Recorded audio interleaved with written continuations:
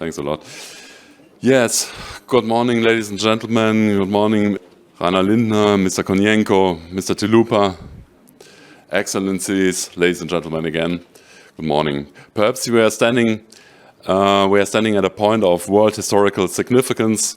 The talks for peace for the Ukraine took place in the last days here in Berlin, and it's against this background. I'm particularly pleased to welcome here to this federal press conference this morning for the first.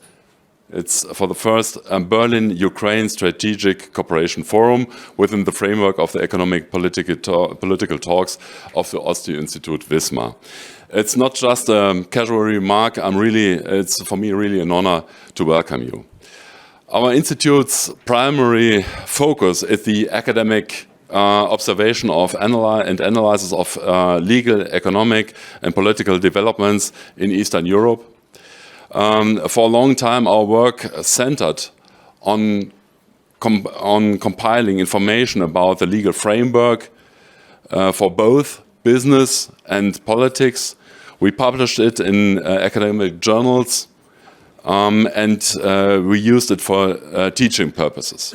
In recent years, for long before the war began, we initiated a dual degree program with Ukrainian universities. These programs have been very popular so far, especially among students from Ukraine, from Kharkiv, from Poltava, and from Kiev.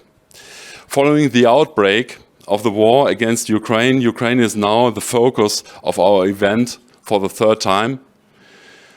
And purely legal and economic focus is not longer possible. Politics has become the decisive factor in the discussion. In the last 2 days here in Berlin showed it clearly and demonstrated this.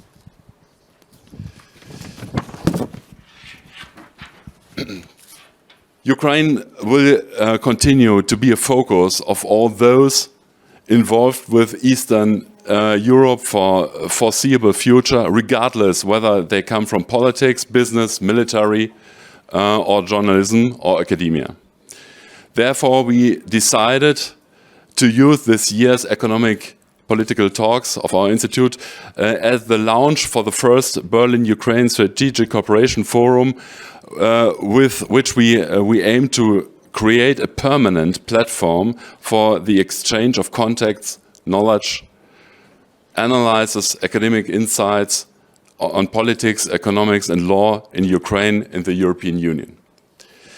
Against this background, I'm particularly grateful that so many distinguished figures from Ukraine have traveled here to speak to us. And at the beginning of this conference, I would like to thank you, everyone who contributed to this event, my colleagues at the Institute, and especially also Konstantin Lisnitsky from the PGA.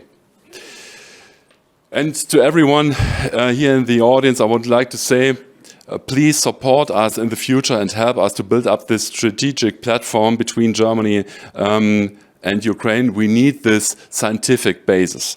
So far, our work has been characterized by idealism and conviction that we have bring Ukraine into the European fold.